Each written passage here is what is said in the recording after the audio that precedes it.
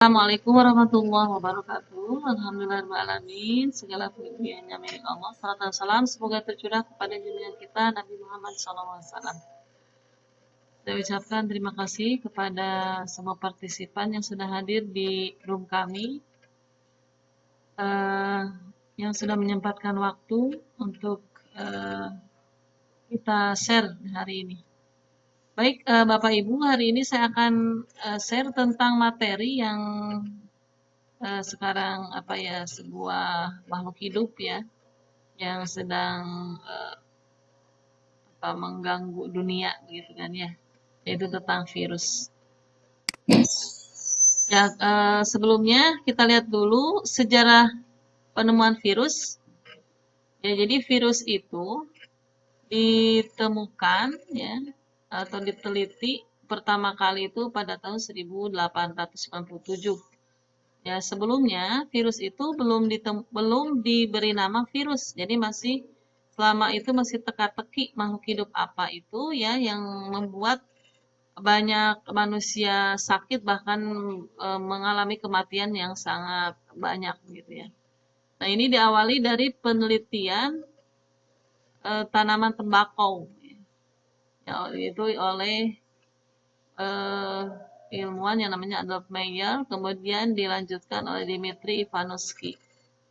Nah, tahun 1935, nah virus ini positif dikatakan namanya virus ya. Ini tahun 1935.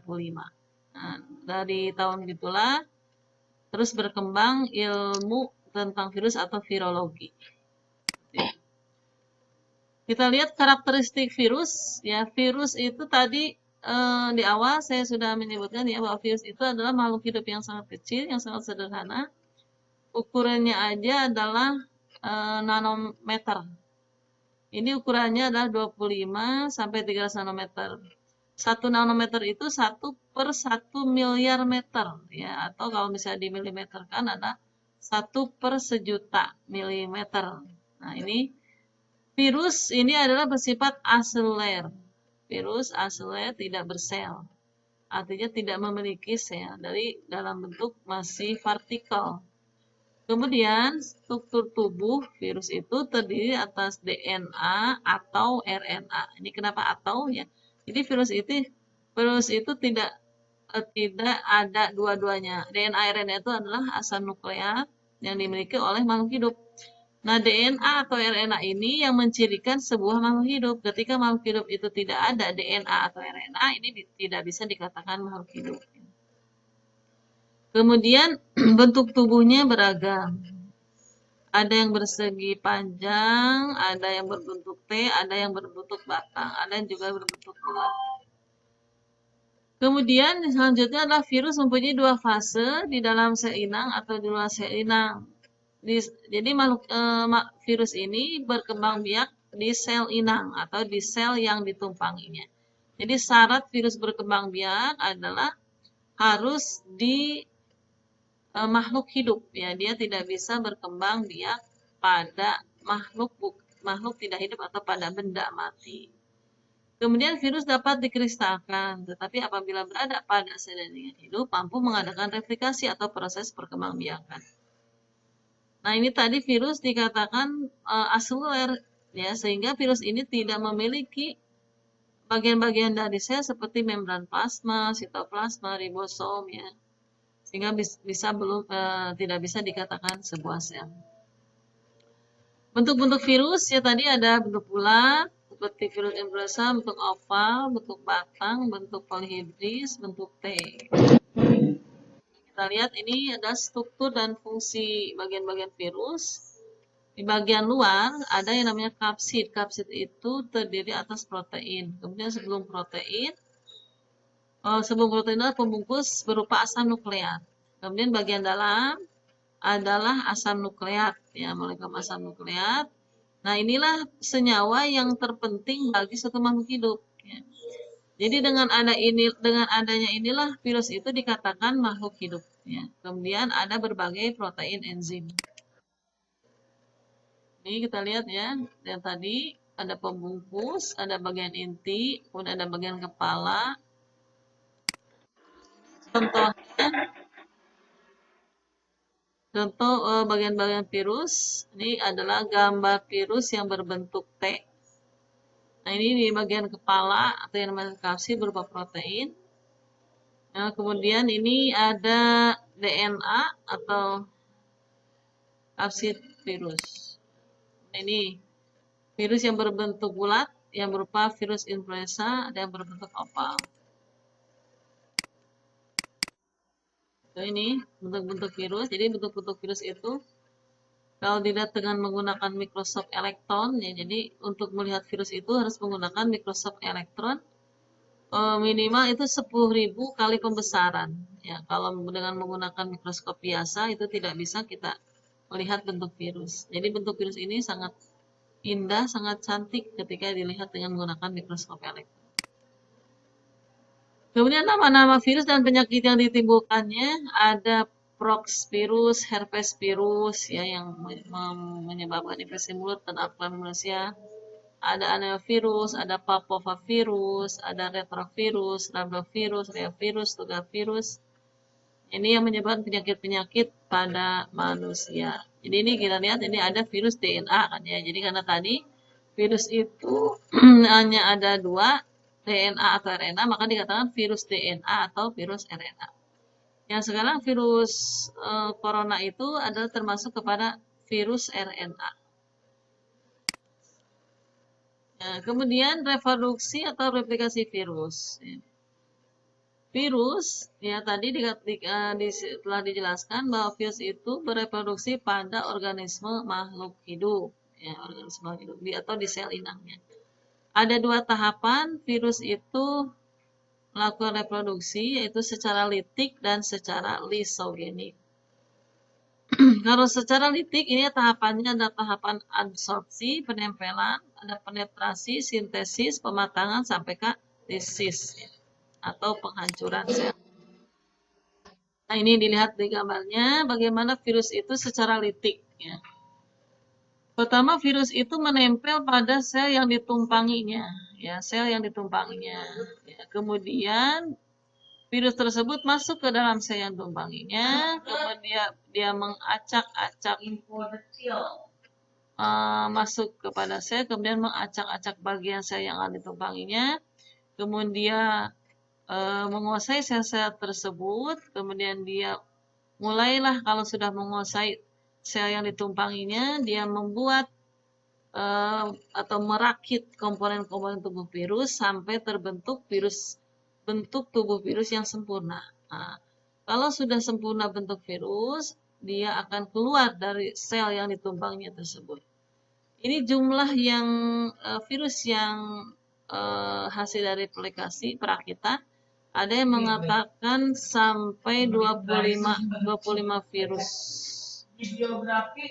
Nah, ini nanti ke mana virus itu setelah terbentuk, ada dia keluar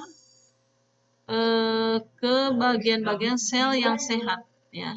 Jadi dia mencari sel-sel yang sehat seperti itu. Nah, sel yang ditumpanginya itu adalah menjadi sakit. Nah, ini kalau siklus lisogenik, nah ini adalah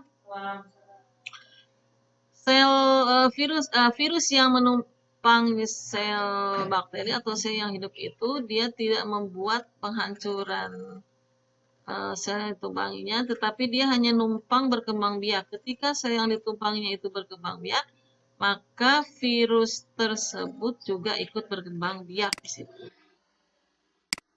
Itu peranan virus kehidupan tadi disebutkan ya. Jadi semuanya virus itu hampir merugikan semua, baik itu pada tumbuhan maupun pada hewan. Ya. Ini virus-virus yang cukup berbahaya juga pada manusia. Ya, seperti tadi ada virus Ebola, yaitu termasuk virus yang sekarang dialami ada virus corona. Itu juga merupakan virus yang berbahaya. Juga virus yang pada tumbuhan ada mozaik, ya virus yang pertama kali ditemukan. Ada virus yang menyerang pada kapas, lobak, ya, sehingga daun-daun kapas atau lobak itu menggulung. kemudian virus yang menyerang jeruk, pohon jeruk, virus yang menyerang padi, virus yang menyerang kentang, gitu ya. Kemudian juga virus cacar menyerang pada daun cengkeh. Gitu. Ini hampir semua virus itu merugikan ya, karena disebut juga dengan parasit obligat. Nah, virus juga menguntungkan, ya menguntungkannya mungkin ini salah satunya, ya karena Allah Subhanahu Wa Taala itu menciptakan makhluk hidup itu pasti ada hikmahnya. Di antara hikmah Allah menciptakan virus itu, jadi penyakit yang disebabkan oleh virus itu juga ditanganinya oleh virus itu sendiri, yaitu dengan pembuatan vaksin atau antibodi. Ya, vaksin yang menghasilkan antibodi dari tubuh. Penanganan dari virus sendiri ya, seperti kita ketahui ini salah satu contoh adalah virus flu babi. Ya, ini dengan gejala ya yang hampir sama dengan virus corona, seperti peningkatan suhu tubuh, keluhan dari hidung atau mata, bersin, susah bernapas, mata merah. Ya, ini adalah cara penanganannya adalah dengan atau pencegahannya adalah dengan selalu menutup hidung dan mulut ketika saat bersin, cuci tangan dengan sabun dan air, terutama setelah batuk atau bersin. Bisa juga menggunakan tisu alkohol. Kita harus menghindari adalah kontak dengan penderita flu. Jika sakit, hendaknya tetap ada di rumah. Kemudian kita tidak menyentuh mata, hidung, atau mulut. Karena virus tersebut menular lewat bagian-bagian tubuh tersebut. Kemudian kalau misalnya virusnya yang diinfeksinya adalah babi atau hewan, maka harus memasak daging hewan tersebut secara sempurna, ya minimal 70 derajat Celcius agar semua virus dan bakteri mati. Ini gambar-gambar penderita yang disebut oleh virus, ada penyakit AIDS, ya ini gondong, ya, ini ya penyakit polio, penyakit Ebola, ini ya penyakit sapi gila, ini ya jadi sangat mengerikan gitu ya penyakit-penyakit yang disebabkan oleh virus ini. Demikian Bapak Ibu penjelasan dari saya tentang virus. Mudah-mudahan ini bermanfaat bagi kita sehingga kita bisa memahami tentang virus ini tidak dengan rasa ketakutan gitu ya. Tapi harus dengan kehati-hatian karena memang virus itu adalah bisa mematikan. Ya, tapi sebetulnya pencegahan agar kita terhindar dari virus itu adalah dengan sebetulnya mudah. Dengan membiasakan kehidupan atau kebiasaan yang sehat gitu ya, yang biasa kita kerjakan sehari-hari ya, dan itu juga harus jadi kebiasaan sehari-hari. Ya, kalau boleh saya sampaikan seperti di Jepang itu ya, karena kehidupan sehari-harinya selalu bersih, maka tingkat kesehatannya pun selalu bersih. Demikian Bapak Ibu, barangkali ada yang ditanyakan, silakan. Saya kembalikan kepada moderator dan Ibu Nur Nurlela.